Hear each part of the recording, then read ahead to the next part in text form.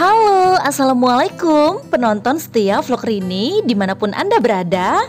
Kali ini momen spesial banget, aku ngevlog bareng suamiku Dwi Raharyoso dan sastrawan muda asal Yogyakarta, yaitu Latif S. Nugraha. Tonton terus vlogku sampai habis ya, jangan di skip.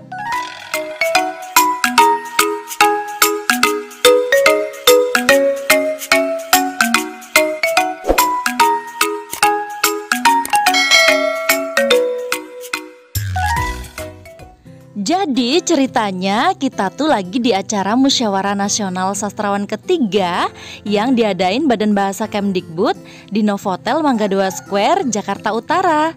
Suamiku ngabarin dong kalau aku dan suami mau diwawancarai Mas Latif buat YouTube-nya. What? Mendadak banget tanpa persiapan. Oke sip, aku yang diwawancarai duluan ya. Abis ini aku mau ngabadiin proses syuting Mas Latif sama Mas Yoso. Yiha, yuk pada kepoin ya, jangan kemana-mana dan jangan di skip ya. Behind the scene. Ribet banget.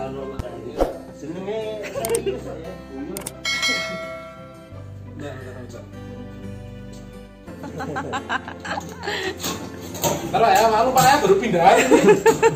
Kemarin sore.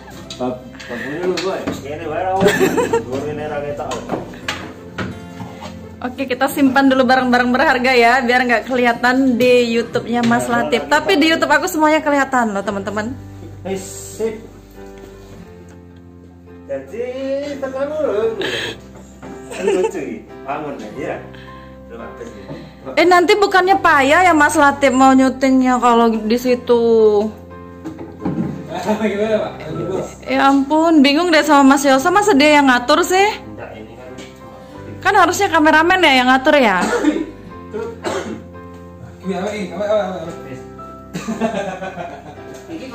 Ini penumpang bis ceritanya.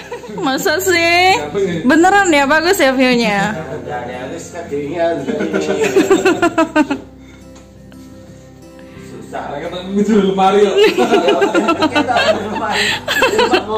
Iya, nanti kalau kayak gitu view-nya kayak dikira dalam base. Iyalah, emang ini. Wes ngene hapus ini. Tapi kelihatan bayangannya nggak Mas Latif? Gak apa-apa lah. Sama terus. Aku sampai ke dunia yang lebih luas, mancanegara bahkan.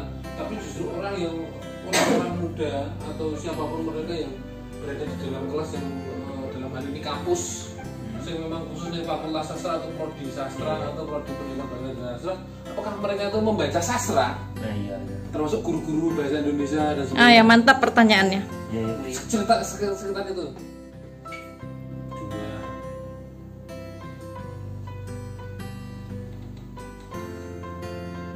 Satu, action. Jadi ketika memosisikan sastra di ruang kelas, pada kenyataannya banyak sekali problem, apalagi ketika kaitannya dengan dunia akademik terutama. Berdasarkan pengalaman, realitas ini menunjukkan bahwa terjadi disparitas atau kesenjangan antara perkembangan karya sastra di luar, dalam artian yang dihasilkan oleh para pengarang, sastrawan, novelis, cerpenis, penyair dan sebagainya, dan kemudian dihubungkan dengan wilayah akademik yang mana tidak semua institusi akademik, lembaga-lembaga yang turut mengajarkan sastra memperbarui pirantinya ya. Piranti di sini bisa dikatakan sebagai teori atau wacana yang sedang mutakhir ya, sehingga disparitas tadi yang dimaksudkan menghadirkan problem yang terus-menerus terjadi dari tahun ke tahun ya, dalam artian bahwa kapasitas dunia akademik, pengajaran sastra, guru, dosen dan sebagainya atau mahasiswa sendiri kadang begitu timpang ketika melihat gejala-gejala dunia sastra, yaitu kekaryaan itu sendiri sudah berkembang pesat, sementara piranti untuk memahami atau menjajakinya secara komprehensif sangat kurang.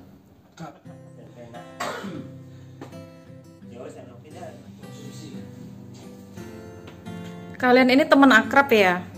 Enggak, sebenarnya kami itu buruh dan majikan. Oh, jadi siapa yang buruhnya kalau gitu? Kami itu buruh, Pak Faruk itu yang majikan. Oh gitu.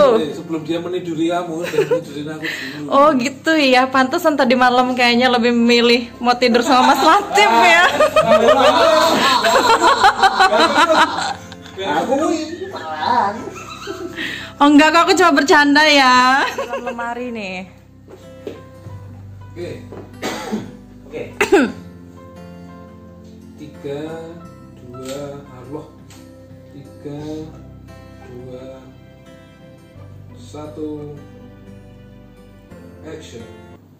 Jadi yang kemudian muncul atas kondisi tersebut, saya melihat teman-teman mahasiswa kadang atau mungkin sivitas akademika sendiri ini dalam perspektif pengalaman saya, mereka seolah mengalami kegagapan ya ketika membaca karya-karya yang muncul kemudian.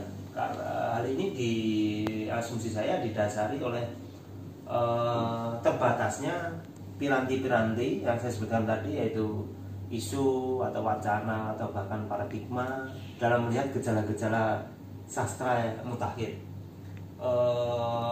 Dengan demikian bahwa disparitas yang saya masukkan di awal tadi menunjukkan bahwa dunia akademik ini adalah suatu lembaga yang turut juga memberikan kontribusi ya, dalam artian mungkin pengaruh bahwa perkembangan sastra justru tidak berbanding linier atau lurus dengan perkembangan karya.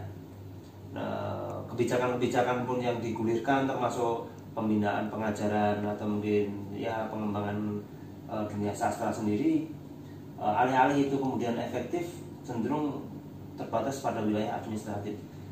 Kalau lebih konkretnya lagi adalah seolah-olah sastra ini hanya dianggap sebagai gejala tekstual saja ya. Ketika sastra hanya dianggap sebagai gejala tekstual, problemnya adalah karya-karya sastra itu hanya menjadi semacam piranti administratif ya, untuk ya memenuhi kertas kerja atau mungkin menyelesaikan laporan-laporan ilmiah atau laporan akademik seperti itu. Dan pada kenyataannya hal ini berhenti di wilayah kampus atau lembaga pendidikan atau semacam itu, sehingga distribusinya sampai ke masyarakat menjadi berkurang. Dengan demikian apa yang kemudian muncul adalah asumsi-asumsi atas kualitas sastra atau apapun itu, atau mungkin pemahaman terhadap karya sastra itu hanya sebatas pada asumsi-asumsi yang sudah mentradisi ya. Misalkan konkretnya adalah ya kalau analisis novel ya intrinsik aja gitu, misalkan strukturnya apapun bentuk novelnya ya intrinsik, analisis tokoh, plot dan sebagainya. Termasuk kalau puisi ya analisis tentang ya strukturnya juga, tapi sebetulnya kalau kita melihat gejala-gejala mutakhir tidak demikian juga ya. Maksudnya tidak demikian itu ya, struktural mungkin bisa dipakai untuk pembacaan, tapi dia bisa dikembangkan lebih lanjut untuk melihat bahwa apakah dengan menggunakan analisis atau mungkin pembacaan secara struktural kemudian selesai. Kalau tidak selesai berarti ya membutuhkan piranti-piranti lain yang secara paradigmatik itu lebih sesuai ya untuk menjelaskan kronologi, posisi dan sebagainya ya, dalam dunia sastra. Nah, perimbangan inilah sebetulnya yang masih menjadi PR di wilayah akademik sendiri, ketika karya-karya kajian ilmiah atau apapun terhadap karya sastra itu hanya sekedar merepetisi ya, atau repetisi dari hal yang sudah klise atau sudah dalam tanda kutip mungkin ekstrimnya dikatakan ketinggalan zaman. Nah, sivitas akademika perlu kemudian untuk memberikan semacam tawaran alternatif atau membongkar konstruksi berpikir yang sudah demikian mentradisi ini untuk kemudian mengembangkan kemungkinan-kemungkinan alternatif untuk menjajaki hal-hal yang bisa dikatakan secara paradigmatik baru ya. Aku nggak mau tuh salah. 3, 2, 1 action. Menyambung persoalan tadi, kemudian kira-kira tawaran konkret untuk menyikapi disparitas ini ya, atau mungkin kesenjangan ini ya, baik itu sivitas akademia mahasiswa atau kemudian murid, guru dan juga dosen atau pengajar dan sebagainya perlu lebih banyak memperkuat bacaannya ya, dan mengikuti perkembangannya. Bukan dalam artian ini akan mencoba untuk melanggengkan kembali persoalan kanonitas ya, atau kanonisasi dalam karya sastra yang baik, atau mungkin dikotomi antara yang kanon dengan yang populer misalnya seperti itu, bukan seperti itu. Tapi tentu saja harapannya adalah dengan banyak membaca, pengajar, pendidik atau sivitas akademika, mahasiswa, guru, siswa dan sebagainya, atau mungkin komunitas atau mungkin ya pelaku sastra sendiri, khasanah dan wacana atas perkembangan kesastraan ini bisa menjadi semacam stimulasi ya, stimulasi untuk melihat bahwa dunia sastra Indonesia ini adalah dunia yang kompleks dan terus berkembang dan sangat dinamis dengan berbagai varian, berbagai tipikal genre dan klasifikasi dari para pelaku sastra yang beragam, sehingga tidak menutup kemungkinan bahwa selera, dominasi, terus kemudian konstruksi dan sebagainya ini akan selalu tumpang tindih dan melakukan kontestasi. Nah, dalam situasi ini penting sekali untuk kemudian memperkaya bacaan sehingga tidak mereproduksi atau mengulang hanya kepada narasi-narasi yang sudah klise, termasuk misalkan persoalan-persoalan sejarah sastra dari versi si A, si B dan sebagainya, termasuk juga standarisasi atas kualitas karya yang baik seperti ini, karya yang adiluhung atau karya yang populer dan sebagainya. Nah, persoalan-persoalan ini sebenarnya kemudian akan lebih bersinergi ketika kemudian sivitas akademika termasuk juga pelaku sastra dan sebagainya juga mengikuti perkembangan wacana mutakhir. Maka ruang-ruang di dunia sastra ini kemudian bisa terkoneksi, tidak hanya kemudian terjadi disparitas sebagaimana yang dimaksudkan tadi.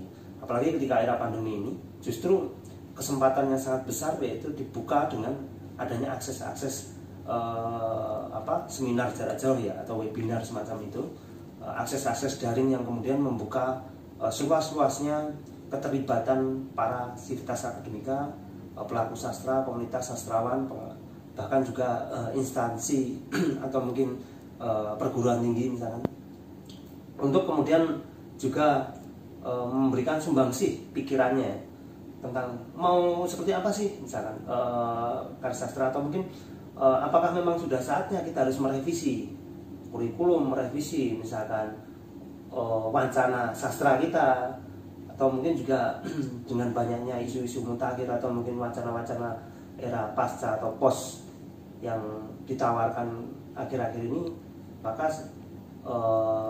tidak menutup kemungkinan di sekolah, perguruan tinggi, baik itu sivitas akademika, pengajar, dosen, pendidik dan sebagainya juga harus mulai untuk kemudian menawarkan alternatif-alternatif baru untuk menjangkau persoalan-persoalan yang selama ini menjadi kondisi yang mentok itu ya, kondisi yang seperti menjadi dinding tebal yang, atau mungkin suasana yang keruh yang tidak benar-benar bisa dipahami.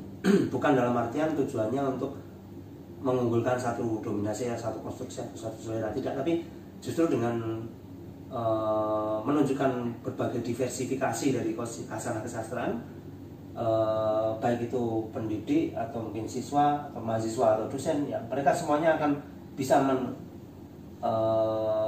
mengarahkan minatnya, passion mereka mau mengkaji yang mana, isu yang mana, mengapa ketertarikannya, itu menjadi semacam pertanggungjawaban yang saya rasa lebih realistis dan konkret ya, daripada kita memberikan klaim-klaim atas sesuatu yang kemudian justru mendiskreditkan satu dengan yang lainnya. Dan kultur ini saya rasa yang menjadi semacam spirit dari kebinekaan atau multikulturalitas atau mungkin juga pluralisme dalam cara berpikir di dalam kasanah kesastraan Indonesia. Nah, kira-kira seperti itu. Pak. Kamu Pak? Apa jenis sebetulnya itu apa sih? Anu loh Pak. Awan sastra genre apa lho? Sing benturan misalnya ini jenis apa? Paradoks pendidikan loh. Ketika dunia pendidikan, ketika sastrawan apa sih pengen keluar, sementara yang untuk masuk ke wilayah apa namanya, justru wilayah yang memang seharusnya itu memang orang-orang yang berada di dalam kelas itu adalah orang-orang yang memang mempelajari sastra, justru malah orang loh. Tapi action 3, 2, 1 action. Tapi secara konkretnya bahwa apa yang sudah dikemukakan tadi juga bukan tanpa masalah ya. Ada satu paradok ya, suatu hasil kondisi paradok yang kemudian muncul, yaitu berkenaan dengan bagaimana sebetulnya orang-orang yang memiliki kompetensi kesastraan itu sendiri untuk mengajarkan sastra di wilayah misalkan sekolah atau mungkin lembaga akademik atau mungkin perguruan tinggi. Pada kenyataannya beberapa sastrawan memang memiliki suara untuk mencoba untuk mengambil alih peran pendidik atau mungkin pengajar di wilayah-wilayah yang notabene akademik tersebut dengan metode-metode yang mereka coba tawarkan ya. Ini juga menjadi problem ya, karena ukuran di wilayah pendidikan kita kadang tidak hanya sekedar kompetensi tapi juga administrasi. Nah, problem ini kadang tidak dilihat secara kritis bahwa memfasilitasi seorang yang kompeten dalam satu siklus dunia pendidikan, misalkan baik itu sastrawan sendiri atau mungkin pelaku sastra atau semacamnya, kadang benturannya adalah kepada persoalan administratif ya. Nah, selain persoalan kompetensi ini sendiri, juga tuntutan-tuntutan di wilayah akademik juga mengharuskan seseorang ini memiliki kualifikasi pengajaran ya, kualifikasi mengajar atau bukan pengajaran, kualifikasi mengajar. Yang saya maksudkan kualifikasi mengajar ya minimal ya dia berijazah seperti ini, terus kemudian memiliki prasyarat misalkan sertifikat ini atau apa dan seterusnya ya. Nah, problem-problem ini juga kadang bukan menjadi semacam prasyarat ini kadang juga menimbulkan problem bahwa administrasi secara akademik toh pada kenyataannya juga tidak didukung dengan kompetensi keilmuan atau pengetahuan. Nah, paradok ini masih juga menjangkiti dunia pengajaran sastra sampai hari ini. Belum lagi ditambah dengan persoalan kurikulum, belum lagi ditambah dengan persoalan regulasi, belum lagi ditambah dengan sistem akademik yang mengharuskan segalanya berubah dari yang substansial hanya kepada atau esensial, lari kepada wilayah yang serba pragmatis ya. Misalkan tuntutan untuk masa studi harus sekian ini, atau mungkin mahasiswa kalau sudah memenuhi syarat administrasi ini ya harus lulus dan seterusnya. Nah, pada kenyataannya kadang dunia sastra tidak sesederhana seperti itu ya. Aspek-aspek yang muncul di dalam sastra termasuk juga konteksnya kadang tidak sesederhana ini. Nah, penyederhanaan ini pun menunjukkan bahwa sastra ketika dibawa ke pengajaran atau mungkin ke wilayah pendidikan, kadang aspeknya hanya menjadi didaktis dan pragmatis. Nah, persoalan-persoalan yang lain pun jadi sepertinya terpinggirkan. Nah, paradok ini juga memperpanjang situasi yang selama ini justru masih keruh ya, dengan harapan antara realitas dengan harapan atau mungkin idealisme para pengarang yang ingin turun menyambut atau mungkin memberikan kontribusinya untuk pengajaran sastra dengan kenyataan bahwa dunia pendidikan justru jauh dari idealisme seperti itu ya. Mereka lebih kepada wilayah yang pragmatis. Nah, kondisi ini memang sepertinya sudah menjadi semacam ya kelaziman umum ya, dan ini kadang tidak ketemu di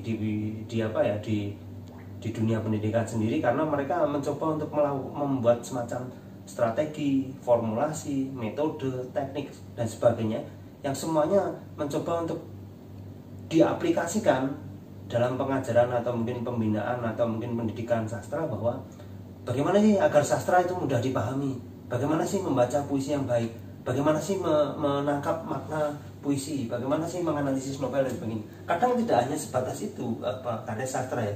Kalau hanya sebatas itu kadang memang muncul yang muncul adalah ya administrasi itu kaki gitu. Nah, ini juga sepertinya akan terus berulang. Nah, dalam situasi ini saya rasa perlu kembali melihat secara kritis persoalan-persoalan kurikulum atau mungkin orientasi dari pendidikan dan pengajaran sastra itu, apakah hanya sekedar kepada persoalan nilai atau pembentukan karakter atau kemudian aspek didaktiknya atau pragmatisnya, atau hanya sekedar pengenalan khasanah kebahasaan atau mungkin khasanah kesusastraan yang ada di Indonesia dan sebagainya. Orientasi ini harusnya semakin dikritisi dan diperjelas ya, karena di era milenial seperti ini kadang alih-alih mereka mempelajari bahasa dan sastra atau mungkin mempelajari karya sastra secara masif dan intensif, mereka hanya melihat ya karya sastra ini hanya sekedar ruang eskapisme atau sarana refreshing atau rekreatif aja, tidak lebih dari itu. Dia kayak terperangkap loh. Malah. Iya, jadi ketika dia dimasukkan terperangkap di dalam kelas atau terperangkap? Ya terperangkap karena kelas itu kan menjadi semacam kerangkeng ya, atau semacam apa? Semacam ya kurungan di penjara. Oke lah, masukin lah. Jadi lah ya, apa ya? Oke. Satu. Aduh. 3, 2, 1. Action. Pada akhirnya yang perlu dipertegas adalah ketika sastra masuk kelas, sinergi awal yang harus dipertemukan adalah bagaimana orientasi dari pengajaran karya sastra itu dan hubungannya dengan dunia pendidikan, agar tidak terjadi semacam ketimpangan ya atau disparitas itu tadi, sehingga membawa karya sastra ke dalam kelas atau membawa sastra ke dalam kelas dalam format pengajaran atau pendidikan jangan sampai hanya sekedar menjadikan karya ini adalah objek eksploitasi yang dipaksakan dan secara administratif justru menyebabkan pemahaman terhadap sastra ini menjadi dangkal ya, atau permukaan. Dengan begitu akhirnya membaca karya sastra hanya sekedar sebagai salah satu prasyarat akademik saja, misalkan untuk memenuhi tugas, kelulusan, syarat ikut ujian dan sebagainya. Kalau sudah seperti ini ya mungkin perlu kemudian direvisi lembaga pendidikan dengan kurikulumnya. Nah, dunia sastra sendiri juga harus ikut bicara ya untuk melihat hal ini, bahwa ya mereka yang menulis karya sastra kadang tidak hanya sekedar ingin menunjukkan eksistensinya, tapi ada hal lain yang juga ingin disampaikan atau dikomunikasikan kepada khalayak, terutama dalam perkembangan sastra Indonesia yang kompleks ini. Kira-kira itu yang mungkin bisa menjadi semacam penutup untuk obrolan pada kesempatan kali ini. Terima kasih atas perhatiannya. Jangan lupa untuk sholat.